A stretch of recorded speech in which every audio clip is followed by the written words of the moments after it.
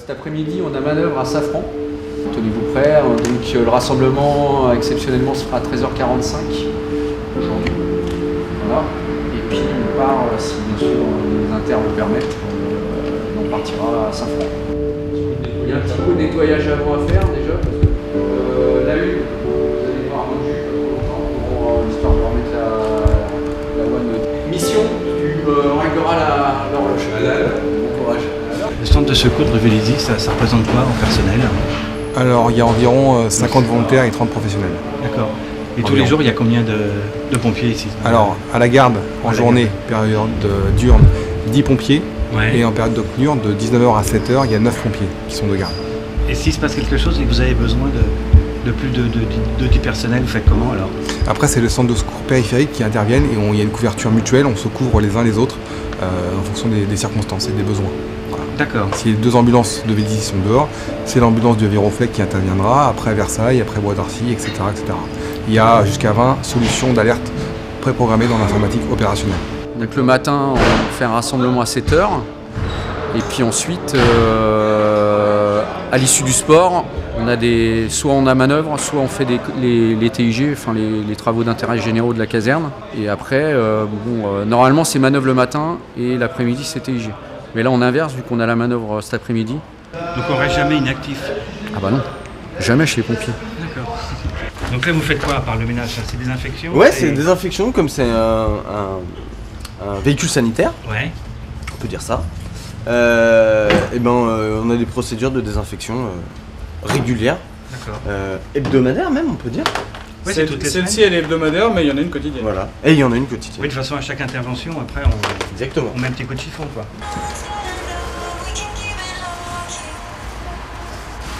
Donc ça brille, hein? On peut peut-être pas aller jusque-là, mais... Et tu fais tous les trous comme ça toi? Non, mais là où c'est vraiment sale, quoi. Ouais. Préparation du support avant peinture. Plus peut-être cet après-midi, on va avoir la chance d'aller à Safran, voir, comment on appelle ça, un entraînement? Une manœuvre. Une Ouais. manœuvre. Voilà, on essaye d'aller manœuvrer sur des sites pour se familiariser aux locaux, aux accès, aux points d'eau, aux difficultés inhérentes à tous les sites. Donc tous les lundis, on essaye d'aller sur des sites différents.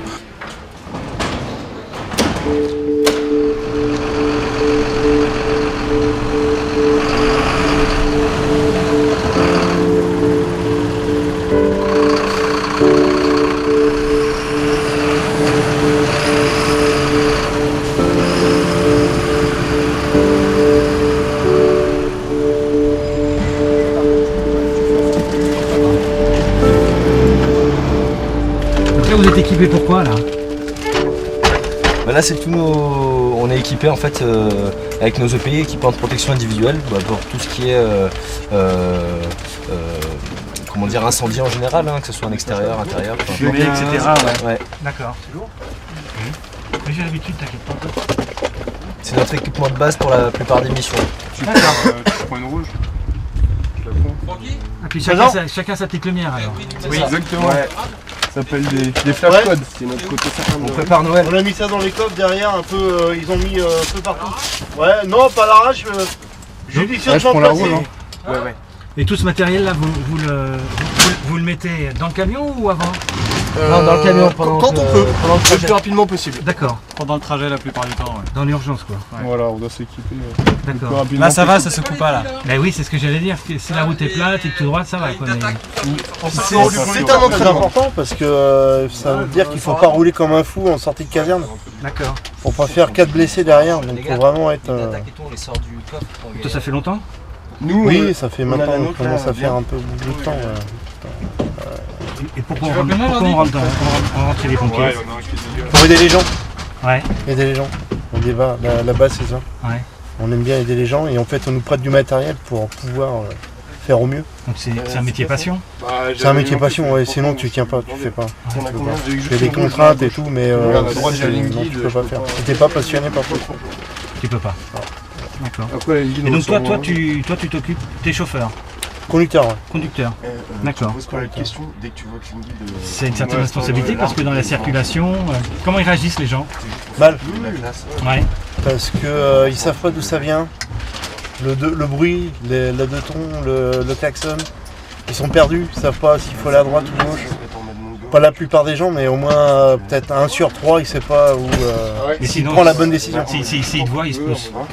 Dans l'ensemble, ça marche très bien. Ça marche très bien. Mais il faut beaucoup anticiper, c'est un rôle très important. Nous, c'est à nous d'anticiper et de lui montrer de là où on veut qu'il aille. En temps normal, là, vous êtes déjà sorti du camion. Là. Ah, depuis longtemps là. Depuis longtemps. Éteint, même. Ouais. Ah, c'est parce qu'on est c'est une manœuvre, donc forcément on s'équipe un petit peu avant. D'accord. Il fait chaud là-dedans? Voilà, tant qu'on bouge pas, ça va, on est bien là. Bon, Pascal, aujourd'hui on est sur un site industriel, Safran, à Vélizy. Oui. Alors qu'est-ce qui va se passer exactement? Alors le but c'est de se rapprocher de la réalité, donc on a des entreprises qui nous appellent pour des exercices de manœuvre. On simule une évacuation générale des bâtiments avec un feu qui, on ne sait pas où il est, dans l'entreprise. Tous les risques que ça comporte, aussi bien industriel, électrique que produits dangereux. Et nous on fait la manœuvre proprement dite, avec tout ce qui engendre derrière des répercussions sur la réalité. Dès qu'ils ont commencé l'évacuation, reçu. Sans problème, ça y est, nous on est en place. Ça marche.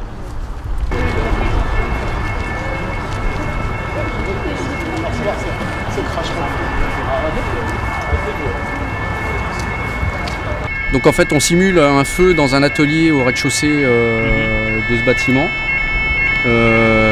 Et donc on a déclenché l'alarme des locaux, on a attendu 2 minutes et là les secours arrivent pour prendre l'intervention.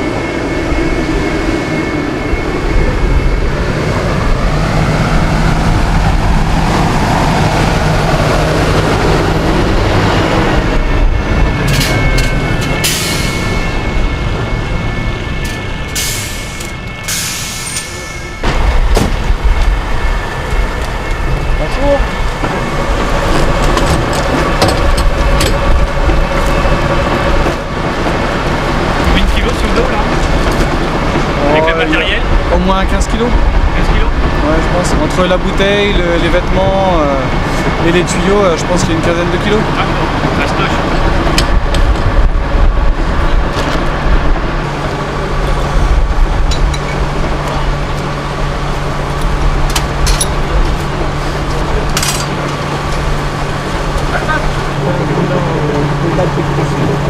Ça marche? En avant.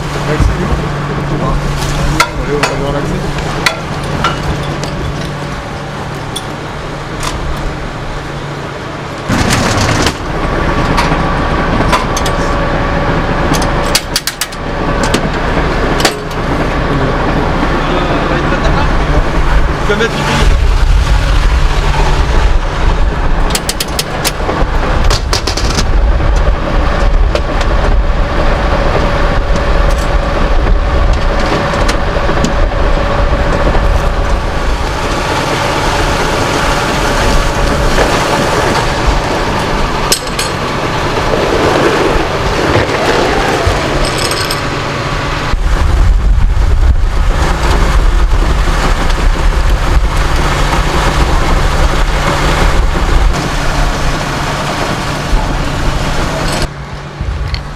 Message complémentaire suivra. Est-ce reçu correct COG manœuvre du FPT manœuvre Vélizy par NEC? Bien reçu, FPT manœuvre. FPT Vélizy en route. Police, chef de groupe. Un message. On est bien reçu. Donc additif au message, je demande un VSAB, une équipe médicale pour personnes manquant à l'appel se trouvant au N-1.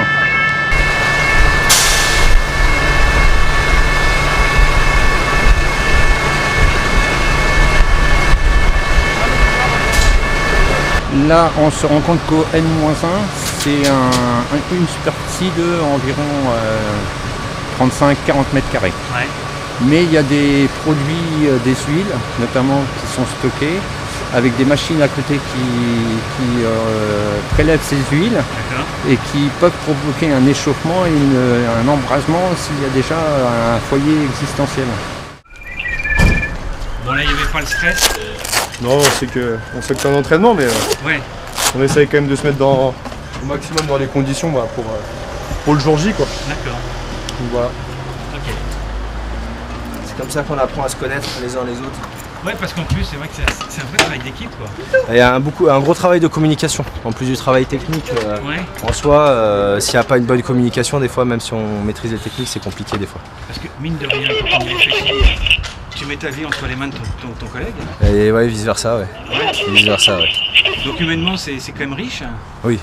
Ça fait des amis pour longtemps, quoi. Ouais, une grande famille. Ouais. C'est ça, exactement.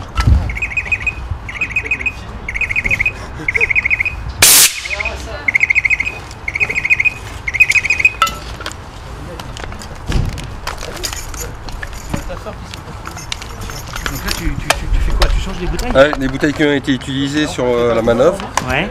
Donc la pression est trop basse pour les garder, donc on change, on met les bouteilles neuves. Et systématiquement, tout de suite? Systématiquement.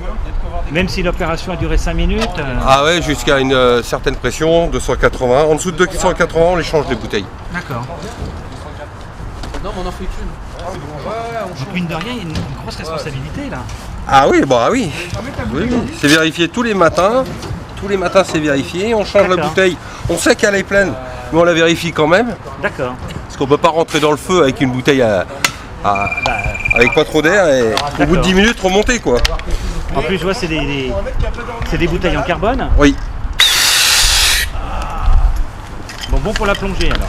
Pas encore, on sait pas. On va regarder. Ah ouais.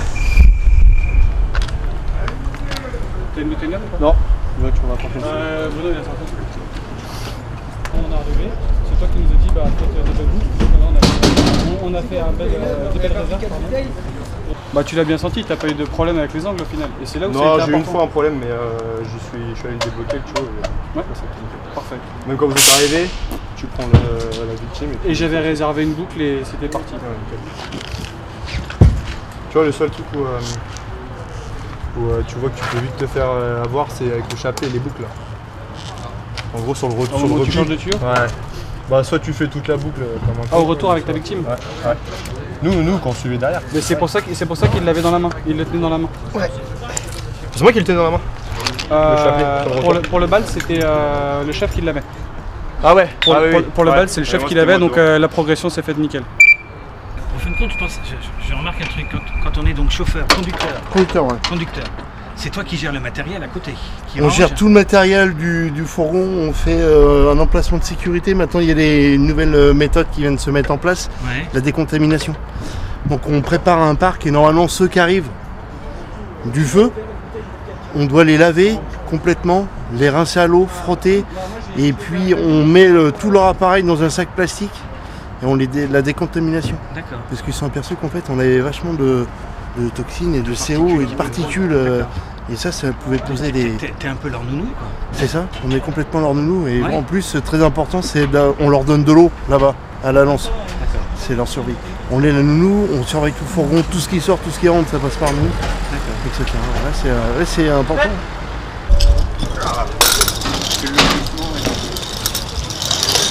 T'as coupé là-bas? Ouais. T'as purgé là?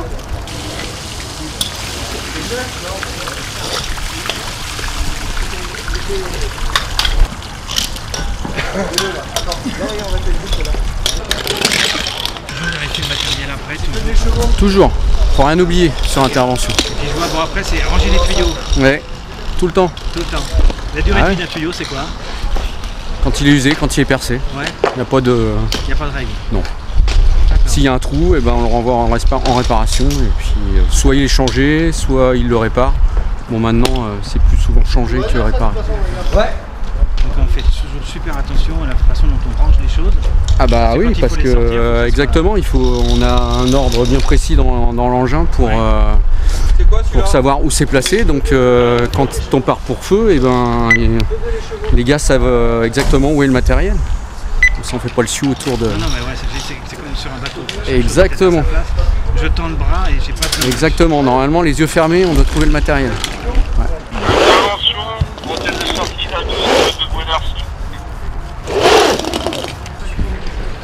Je prends la mesure, je sais.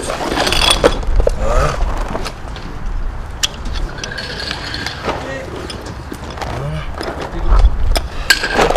Parce que tous se rangent pas de la même façon. Non, pas tous est rangé de la même façon. D'accord. On a des tuyaux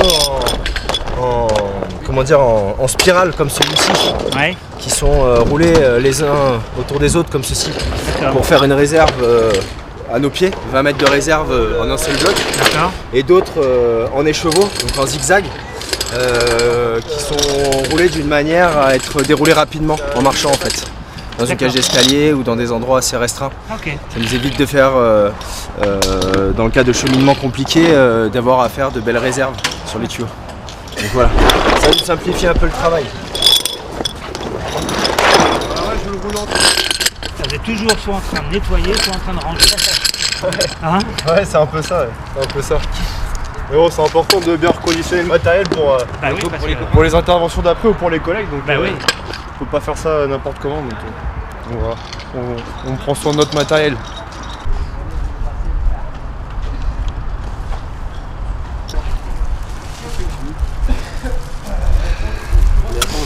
Ouais, parce que là on me dit paquet de Noël, du coup je vais faire un nœud normal.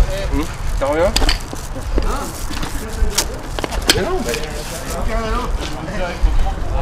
Lulu n'en fait pas trop rien.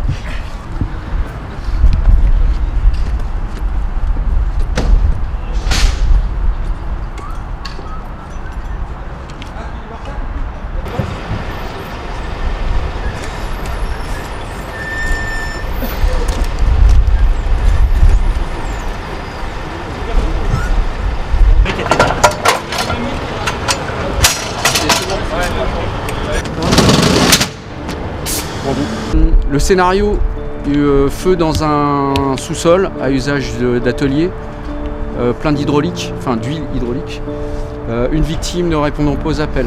Donc Titou vous a dit de partir avec ligne d'attaque, division d'attaque. Jusque là c'est bon.